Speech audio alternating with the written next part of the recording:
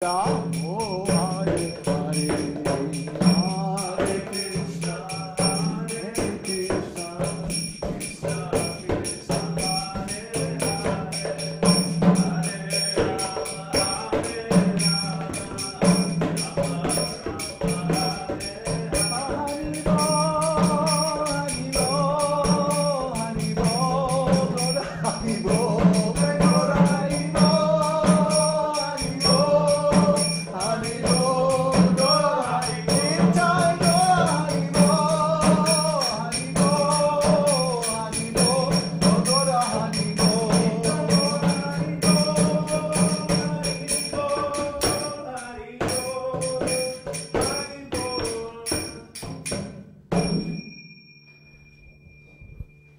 Haribo.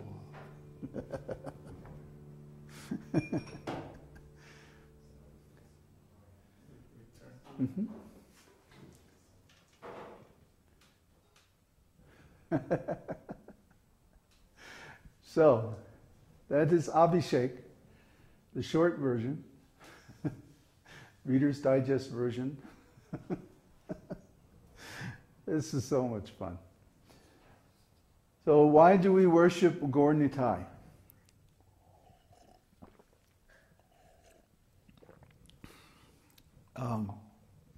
Krishna says, in every age I descend. Meaning in every yuga. He comes as the yuga avatar to give the yuga dharma. The yuga dharma, or the authorized Vedic process of religion, is different in every age. It's not always the same. Although the Vedas are eternal, and they have all the instructions for all the different yugas, still, in different yugas we follow different processes to achieve self-realization. For example, in Satya Yuga, yogic meditation is advised. People live a long time in Satya Yuga, 100,000 years. So they have plenty of time to meditate. And also they have ideal conditions because the world is very pure. Every place is sanctified. Everyone is saintly. The whole world is in the mode of goodness. And so it's very easy to find a nice, peaceful, pure place to just meditate. But Satya Yuga is only the first yuga. In the second yuga, Dvapara Yuga, or Treta Yuga, the evil enters human society. 25% of people become evil. That means they're working for Maya, and their intention is to stay in this material world. In Satya Yuga, everybody realizes the importance of self-realization, to get out of this material world. But in Treta Yuga, only 75%. So in that age, great sacrifices sponsored by the Vedic kings are the Yuga Dharma. In Dvapara Yuga, 50% of the people become evil. In other words, almost the majority of people. And in that age, elaborate deity worship is the Yuga Dharma. This is called Pancha Triki Vidhi. And finally, in Kali Yuga, 75% or more of the people become influenced by the mode of ignorance. And so in Kali Yuga, all of these other practices aren't effective.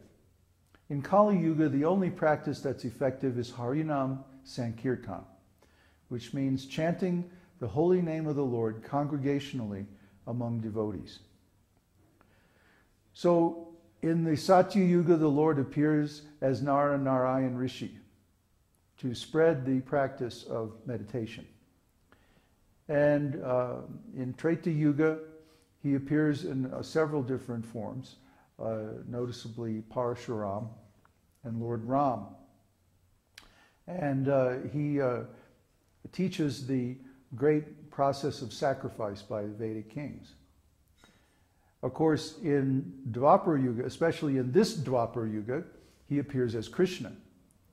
And he teaches the form of deity worship. And then finally in Kali Yuga, he appears as Chaitanya Mahaprabhu. So Lord Chaitanya does not appear by himself. Krishna never appears by himself. He often appears in multiple forms. For example, in the incarnation of Rama, he appeared as Lord Rama, Lord Bharata, and Shatrughna, and I think there was one more brother. But these four brothers were all divine incarnations. Similarly, in the incarnation of Lord Chaitanya, he appeared in 5 forms called the Pancha Tattva. Lord Chaitanya, Lord Nityananda, Lord Advaita, Gadadhar, and Srivas. That's who we're glorifying when we sing Shri Krishna Chaitanya Prabhu Nityananda Shri Advaita Gadadhar Srivas Adi Gaur Bhaktivinoda. That's called the Panchatattva Mahamantra. So the incarnation of Lord Chaitanya is unique because Lord Chaitanya does not display the opulence of the power of the Supreme, at least not in the ordinary way. He doesn't appear as a great king. He appears as a Brahmana. And he demonstrates the power of devotional service by his own example. In other words, he shows us how to be an ideal devotee. And if you read Chaitanya Charitamrita, this is a wonderful scripture by Srila Krishnadas Kaviraj Goswami that recounts Lord Chaitanya's life story and also explains the philosophy behind his appearance and his activities, which is very esoteric. So we recommend that you read Chaitanya Charitamrita after reading Bhagavad Gita and Srimad Bhagavatam and Nectar of Devotion and a few other books. Otherwise you won't understand it. It's very esoteric, it's very deep. So Lord Chaitanya's appearance is for the benefit of all the living entities who are stuck in this material world and are suffering from the contact with the modes of material nature and want to get out. So we advise everybody to take up his instruction.